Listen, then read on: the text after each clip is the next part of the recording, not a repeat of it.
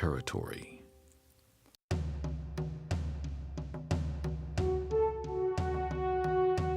Peace treaties had been the primary tool for negotiating with native tribes since the Dutch acquired Manhattan in 1624. They were in effect giant parties where Indian chiefs and representatives of the U.S. government met to hammer out, in the short term, who would get what land and how the parties would behave towards each other. The key figure in what would be called the Laramie Treaty was legendary mountain man Thomas Fitzpatrick, known among the Indians as Broken Hand. The Plains tribes knew and trusted Fitzpatrick, and the old mountain man knew that if something weren't done, soon the Indians would rise up against the ever-growing number of travelers on the Oregon Trail. Consequently, in 1849, Fitzpatrick sent word to Washington, requesting that a peace conference be called at Fort Laramie. Early in 1851, Congress appropriated $100,000 for such a purpose. But would the tribes respond? Once the snows were off the plains in the spring of that year, Fitzpatrick sent out trappers, mountain men, and some Fort Indians to invite all the Plains tribes to a peace conference. Everyone waited throughout the summer. Then in September, clouds of dust obscured the horizon. Fitzpatrick and the government representatives were awed by the arrival of more than 10,000 Indians from the northern plains, including such hereditary enemies as the Cheyenne and Shoshone, Sioux, and Crow. The Fort Laramie Council was the largest of its kind ever seen on the plains. Such a huge number of warriors was clearly a threat to the three companies, a mere 180 troops stationed at Fort Laramie. In a clever move, Fort Laramie's commander, Captain William Scott Ketchum of the 6th Infantry, suggested that the council be moved 30 miles downstream to a better grazing area for the thousands of horses. And so it took place at the confluence of Horse Creek and the Platte River, just east of the current Wyoming-Nebraska state line. For nearly 2 weeks, the various tribes put on amazing displays of warrior prowess on horseback. The Americans passed out gifts. Leaders on both sides stood to deliver great speeches. By the end of the proceedings, a pipe, the traditional sign of a peace ceremony, was smoked and the treaty was signed. It was a remarkable accomplishment, allowing the U.S. government to construct a series of forts along the Oregon Trail. The Indians would not attack the wagon trains, and the immigrants would not settle in Indian territory. The military was allowed to patrol the trails, providing some semblance of law and order, and both sides agreed to punish their own lawbreakers. For 3 years, peace among whites and Indians reigned on the northern plains. Then in August 1854, an impetuous young officer, Lieutenant John Grattan, took a patrol of 29 men from Fort Laramie to arrest a Sioux Indian named High Forehead, who had stolen and butchered a Mormon's cow. The Sioux would not turn over the guilty party to the soldiers, and after a brief parley, the soldiers unexpectedly opened fire on the camp, killing its chief. The Sioux camp retaliated, massacring every member of Grattan's patrol. In that moment, the Indian Wars unofficially began.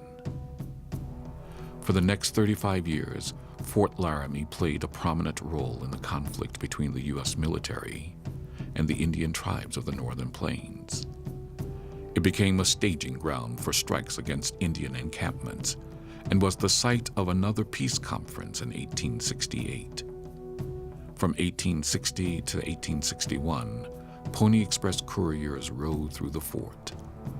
During the Civil War, volunteer regiments replaced some of the professional soldiers.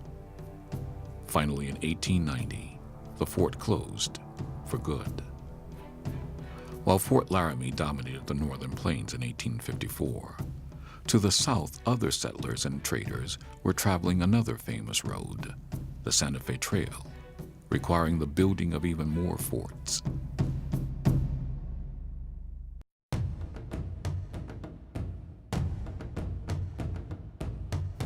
While the northern tribes had fewer encounters with whites before the 1850s, the southern Indians, Kiowa, Comanche, Navajo, and Apache, had a long, violent history of conflict with Europeans. The Comanche, Apache, and Navajo had repeatedly defeated the Spanish, who were ill-prepared to rule the harsh southern plains. Later, they regularly raided Mexican and Texas settlements.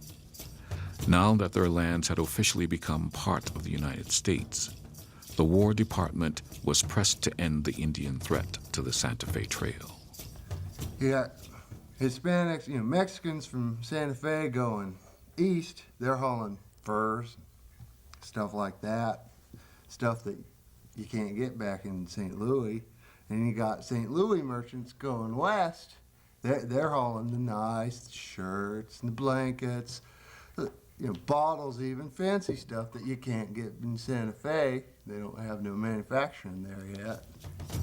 Once again, the Army employed the strategy of building forts and outposts to handle the increasing number of raids.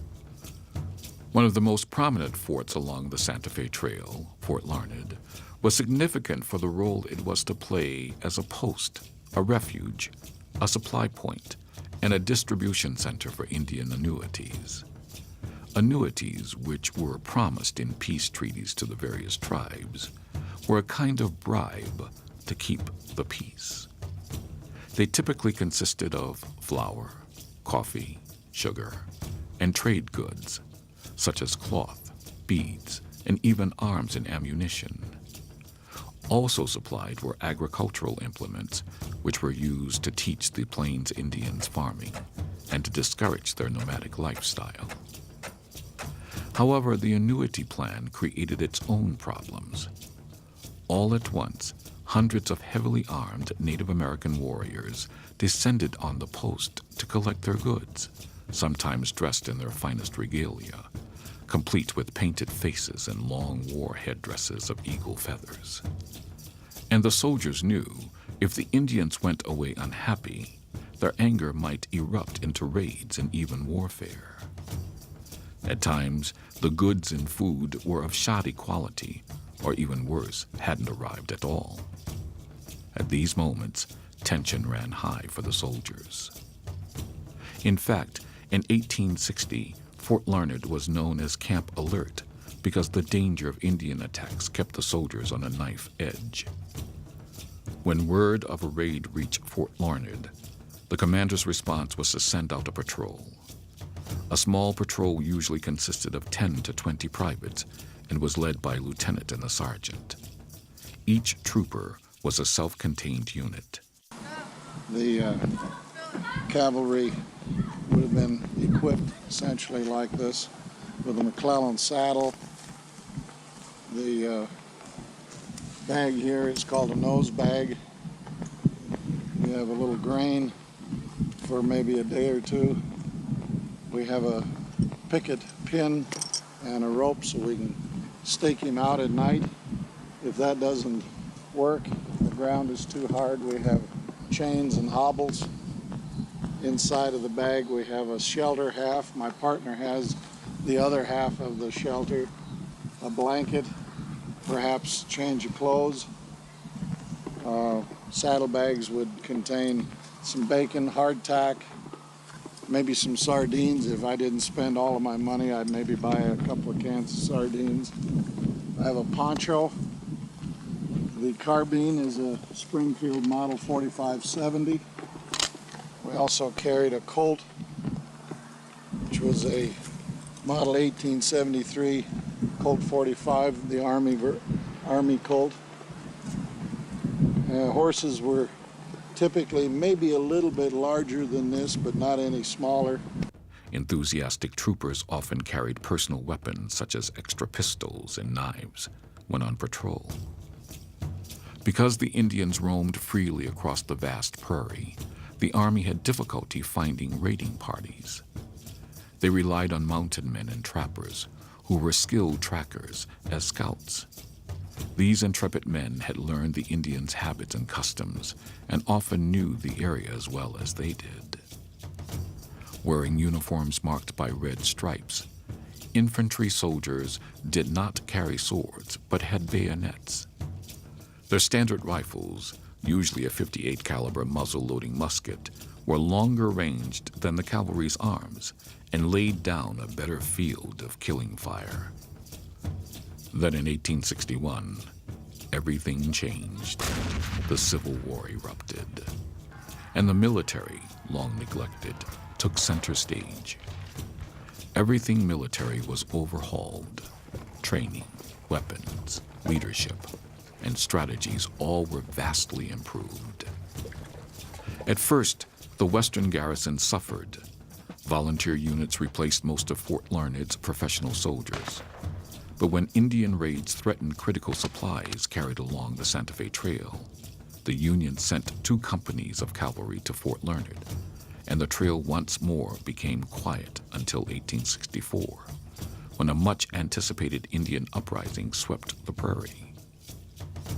Trade along the trail was paralyzed that summer and fall. As a result, larger, more punitive expeditions were sent out from Fort Larned and Fort Lyon. The U.S. military was about to begin a new phase of Indian fighting on the plains. Different tactics, as perfected by Kit Carson during the Army's campaign against the Navajo, would be used. It was also a time when forts, such as Larned, transitioned from havens for travelers to battle stations and supply centers for the new extended field campaigns.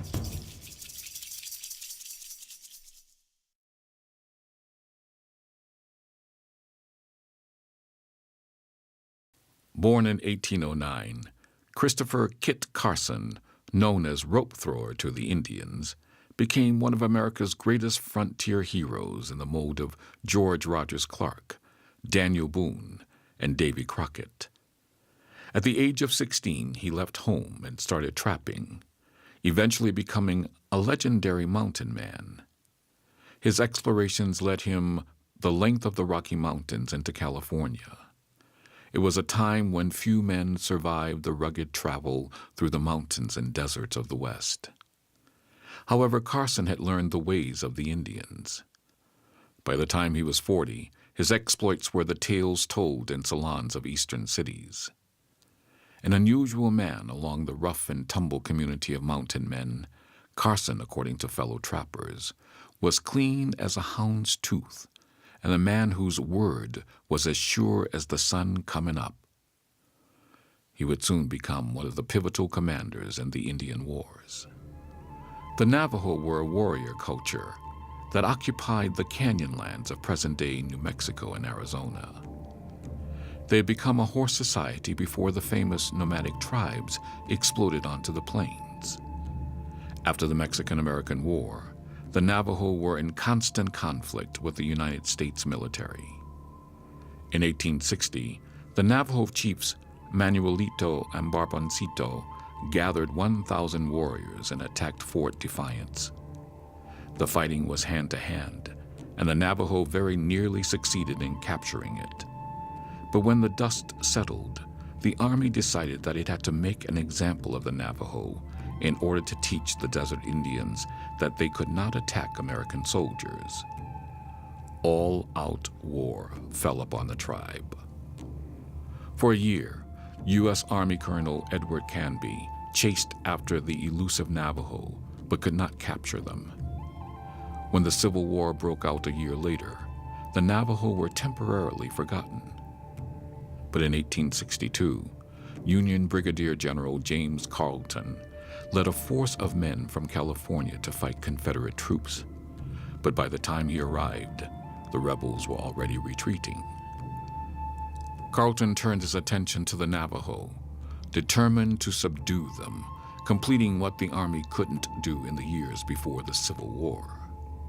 Carleton sought the help of Kit Carson, a longtime friend of the Navajo. Carson had been appointed a colonel in the 1st New Mexico Infantry in September 1861. Carson understood the Navajo. He had wintered with them, fought with them, and hunted with them. When Manuelito and others spurned his offers of peace, he knew the only way to victory was to destroy their farms and villages. No more peace treaties, no more retaliatory patrols. Instead, search them out and destroy them. So Carson, the one-time ally of the Navajo, began his scorched earth policy, destroying their fields, their crops, their livestock, and orchards. Within only a few months, the Navajos, starving and dressed in rags, surrendered and were sent to Bosque Redondo Reservation on the Pecos River, far from their homeland.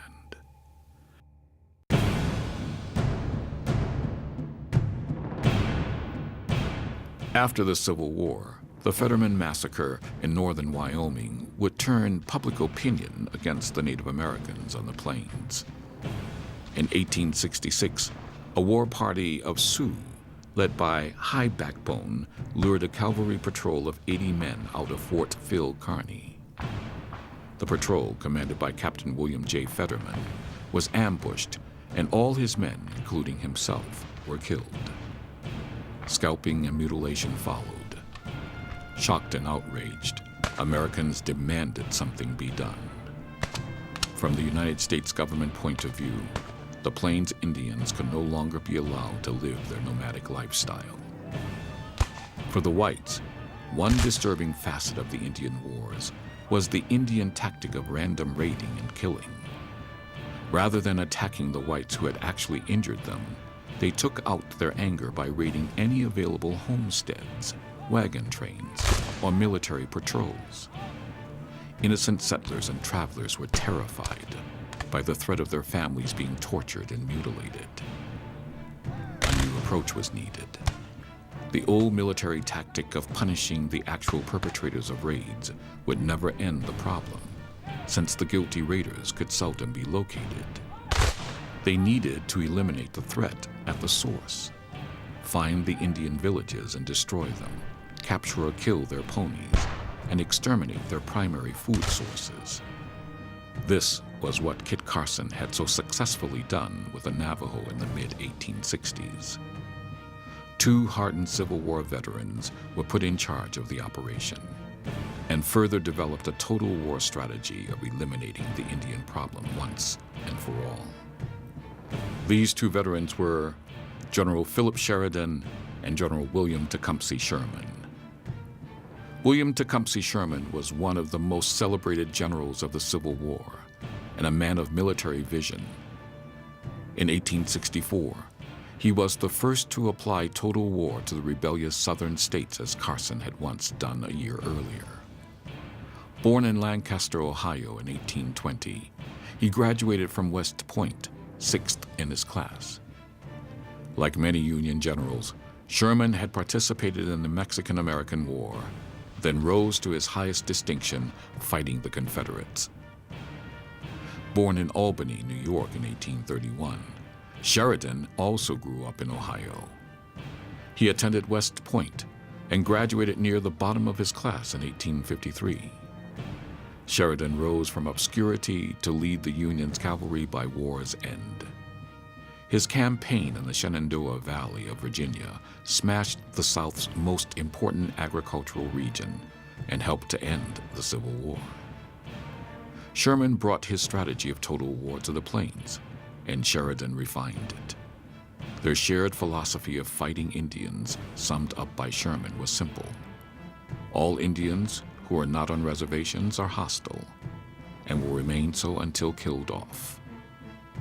Successfully implementing search and destroy required that the Army execute extensive campaigns with large military forces operating away from forts for weeks, even months.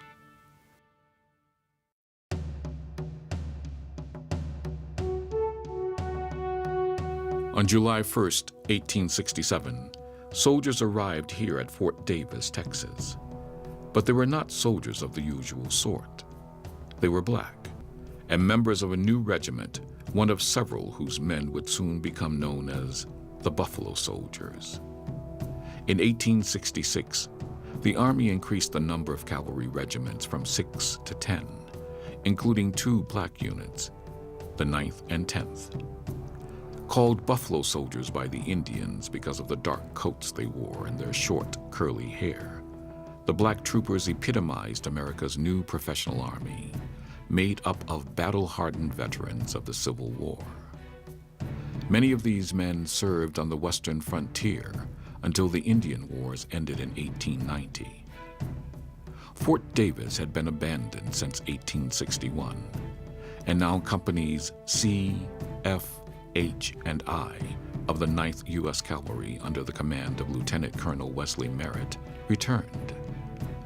In addition to rebuilding the fort, the troopers escorted mail and stagecoaches, constructed roads, patrolled the Mexican border, and battled the Apache and Comanche.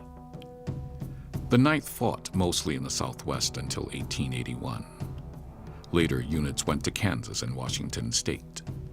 The 10th served with General Sheridan and were commanded by Colonel Benjamin Grierson, who had the 10th from 1866 to 1890 in the southern plains of Kansas, Oklahoma, and Texas. Disciplined and tough, the 9th and 10th fought in 127 confirmed battles with Indians, on average inflicting 4.6 casualties per skirmish. Units from both regiments served in the Spanish-American War, the Philippine Insurrection, and Pershing's 1916 punitive raid into Mexico. At the outset of World War II, the 9th and 10th Cavalry were disbanded and their units absorbed into the Army.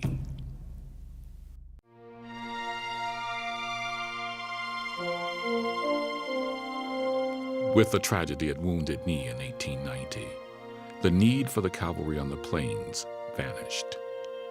The once important forts were abandoned. The era of the wild, wild West was over. What remained was a 40-year chapter in U.S. military history. It was a history that saw the cavalry grow from one semi-professional regiment of troopers, showing the flag to the Native Americans, to 10 regiments of highly disciplined soldiers. Their weapons changed even more dramatically from the slow-loading ball and powder muskets and pistols to breech-loading metal cartridge carbines and repeating pistols. Added to their arsenal were lightweight portable cannons and Gatling guns. The composition of the cavalry's officer corps changed as well. During the final 20 years, many of the officers won their spurs in the Civil War and then went on to fight Indians. What didn't change was that the core of the rank-and-file soldiers continued to be comprised of immigrants, mainly from Ireland and Germany, with the Irish making up more than 20% of recruits and Germans 12%. Many of these men had been soldiers in their homelands and quickly adapted to American Army life, often becoming non-commissioned officers. In the 40 years from 1850 to 1890, over 70,000 men fought in more than 1,450 battles, inflicting an estimated 15,000 casualties on the Indians. During the same time, the number of troopers and civilians killed and wounded was around 12,000. Incredibly, more than 100 posts had been built on the plains during the Indian Wars. Even though the Indian Wars are long over, the tales of battles and individual valor will be told again and again in books, on the silver screen, and on television. The cavalry would once again arrive in the nick of time to save the day. Outposts such as Laramie, Larned, Davis, brave men, Kearny, Crook, Carson. Bold and daring to the point of recklessness, fighters like Custer and Fetterman, and visionary militarists like Sheridan and Sherman will live on forever. No other group fulfilled the romantic vision of the United States military like the U.S. Cavalry.